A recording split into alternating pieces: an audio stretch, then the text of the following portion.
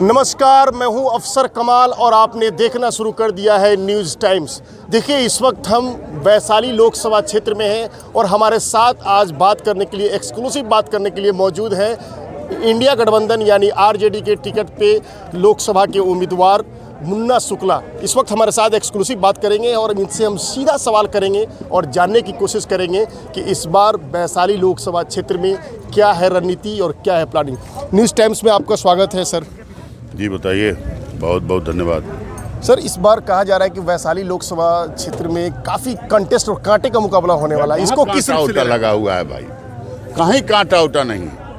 ये जो माई बाप का समीकरण है, ये टू जेड का जो समीकरण है, कहाँ कांटा उटा लगा हुआ? सब जगह हरियर नजर आ रहा है, सब जगह ललटेन नजर आ रहा है, कहीं कांटा उटा नहीं। भ्रम में कहाँ हैं आप लोग? ये जुमलाबाजी थोड़े है कि 400 के पार 400 के पार भगा देंगे हम लोग। सर, पहली बार जो है आपको वैशाली लोकसभा क्षेत्र से लड़ने का मौका मिल रहा है। काफ़ी कुछ प्लानिंग होगा, विकास को लेकर रोड मैप होगा आपके पास। अगर वैशाली से आपको चुनकर जाने का मौका मिलता है तो पहला प्राथमिकता क्या होगा विकास? देखिए, पहले मैं बताऊं, पहली बार नहीं, मैं यहाँ तीसरी बार चुनाव लड़ रहा हूँ। मैं 2004 में चुनाव लड़ा, 9 में चुनाव लड़ा, एज ए इंडिपेंडेंट लड़े थे सर। 4 में इंडिपेंडेंट लड़े थे, 9 में चुनाव हम लड़े थे पार्टी से, एनडीए से लड़े थे। 14 में हमारी धर्मपत्नी अनु देवी इंडिपेंडेंट चुनाव लड़ी थी और आज मैं राष्ट्रीय जनता दल से हूँ। तो इसलिए मैं पहली बार नहीं, मैं तीसरा बार चुनाव लड़ रहा हूँ। रही वैशाली की विकास की बात, तो वैशाली की विकास का नींव तो मैं रख चुका हूँ 2004 में ही। उस समय हम एमएलए थे, तो नींव तो मैं रख चुका हूँ। वैशाली का अस्थि कलश जो पटना में था, वैशाली सम्मान रैली के माध्यम से मैंने लाने का काम किया। इस अस्थि कलश पर आज काम चल रहा है, हजारों करोड़ों का काम चल रहा है। वैशाली के अस्थि कलश के दौर में मैं जुब्बा सहनी, मीनापुर जुब्बा सहनी को मैंने, वो तो स्वतंत्रता सेनानी थे, तो विधानसभा में क्वेश्चन करके उनको फांसी लगा था भागलपुर जेल में। भागलपुर जेल का नाम जुब्बा सहनी हमने रखवाने का काम किया। विधानसभा में क्वेश्चन भी है, विधानसभा में मामला भी है। यहाँ 11 मई या 11 मार्च को ऐसे ही कुछ होता है, वो दिन का छुट्टी भी हुआ। तो इसलिए वैशाली का नींव तो हम रख चुके हैं। विकास वैशाली को कहाँ जाना है उसका विजन मेरे पास है। वैशाली के साथ जो वेदना संवेदना के साथ जुड़ा रहेगा वही वैशाली का विकास करेगा।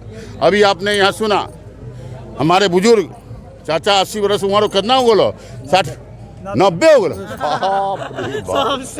तो सुनिए इनका अनुभव क्या होगी। सौदागर के हाथ में चला गया है वैशाली पिछले 10 सालों से।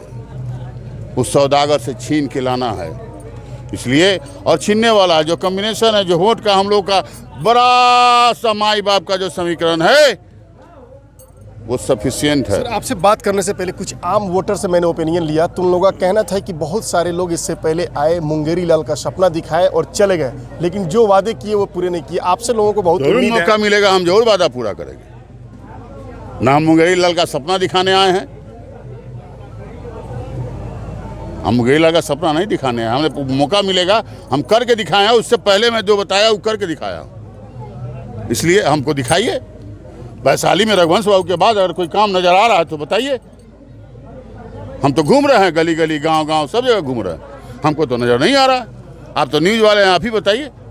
सर, कहा ही जा रहा है से ज्ञानवर्धन करें हम। सर, ठीक है सर, कहा यह जा रहा है कि पूरे देश में मोदी मैजिक चल रहा है, जहां मोदी जी जा रहे हैं वहां सब धराशायी। अरे पूरे देश में जुमला चल रहा है। की बार 400 के पार, कोई 400 के पार नहीं। अगर 400 की पार की बात करते हैं तो हम ही लोग थे जो 400 की पार की बात करते थे। वो अब हम लोग इधर हैं तो 400 से बाहर कर देंगे उनको, चिंता मत करिए। सर, एक और सवाल सर, ये कहना चाह रहे हैं कि वैशाली की जो मूल समस्याएं हैं, बाढ़ प्रभावित क्षेत्र भी है, इसका क्या विधानसभा? बाढ़ प्रभावित नहीं क्षेत्र मेरा, वैशाली बाढ़ प्रभावित। मैं अभी जिस रास्ते से आ रहा था वहाँ रास्ता काफ़ी खराब दिखा है। नहीं, रास्ता खराब, हम तो कहें कि मूलभूत सुविधा। देखिए, इसको आप मूलभूत बात कर सकते हैं। बाढ़ वाला क्षेत्र हमारा नहीं है। हाँ, तो नदी बगल में, बाढ़ कहाँ है? मूलभूत सुविधा, स्वास्थ्य, शिक्षा, रोड व्यवस्था, बिजली, पानी, ये चाहिए। रोजगारी चाहिए, बेरोजगार जो है अभी हमारे नौजवान हैं वो चाहिए। महंगाई जो है वो उसको भगाना है। यहाँ जो मूलभूत, देखिए, वैशाली जनतंत्र की जननी गणतंत्र को संदेश देने वाला है। ये महावीर की धरती है, महात्मा बुद्ध की कर्म भूमि है, अम्रपाली की रंग भूमि है। वो वैशाली है। आज उस पर, उसकी अस्मिता पर, उसके सम्मान के लिए हम लोगों ने लड़ाई शुरू की है। हम तो कहे कि एक तरफ बेचने वाले हैं, एक तरफ बचाने वाले हैं। मैं उसकी लड़ाई लेके आया हूं वैशाली के बीच। इसलिए कोई मुंगेरी लाल का सपना यहाँ नहीं है, ये हकीकत है। ये धरती हम लोगों का सौभाग्य है कि हम लोग जन्म लिए यहाँ, जिस धरती से पूरे विश्व में गणतंत्र का संदेश गया हुआ है। इसलिए अब वैशाली को छोटा मत समझिए। मोदी जी कह रहे हैं कि जहां सबकी गारंटी फेल होती है वहां मोदी की गारंटी शुरू होती है। मोदी जी का गारंटी फेल है। मैं आपके माध्यम से पूछना चाहता हूं कि कहाँ गया आपका गारंटी? साल में 2 करोड़ नौकरी कहाँ गया आपका? राम मंदिर का निर्माण हुआ ना सर। अरे राम मंदिर भगवान को पहले नहीं 5 किलो राशन तो मिल रहा है ना। और इसका क्या मतलब? हमारा बेरोजगार, इसी को भुना। अरे तो गुलाम बना रहे हैं हमको। अगर राशन दे के खिला रहे हैं तो गुलाम बना रहे हैं। अरे हमको रोजगार चाहिए, हमको महंगाई से दूर हटना चाहिए, हमारा विकास चाहिए। 5 किलो अनाज देने का मतलब क्या है? इसका मतलब गुना बना रहे हैं आप। और जब कमाएगा तो 5 के बदले 10 नहीं खरीदेगा। सर एक आखिरी सवाल, एक ऑडियो वायरल हुआ था, वीडियो आपका, जो किसी भी जाति विशेष को लेकर था, उसके बाद देखिए वही वायरल कुछ नहीं, वो एक प्रसंगिया था जो बूढ़ बुजुर्ग हम लोग के बीच कहते थे, मैं कहा। और उसमें मूल बात ये था भूमिहार से, तो हम भूमिहार हैं तो हम क्या बोले, इसी का प्रसंगिया हम दिए थे, जिसको आप लोग कोट कर लिए। ऐसा तो कुछ है नहीं। अगर हम कहें भी कि भाई हम भूमिहार नहीं हैं तो मानिएगा आप? तो मैं कहा कि मैं भूमिहार हूँ। ये बोलने में लोगों को परहेज होता है, हमको कोई परहेज नहीं है। बस यही बात है। सर अंतिम में वैशाली की जनता से क्या अपील करना चाहेंगे? मैं वही अपील करता हूँ वैशाली के तमाम बुजुर्ग नौजवान, अपने साथी से, अपने माता बहनों से, कि वैशाली में माई बाप का जो समीकरण बना है वो था वोट का समुंदर है। शांति से, संयम से, धैर्य से, इस कॉम्बिनेशन को सब कोई मिला के एक साथ एकजुट होके खूब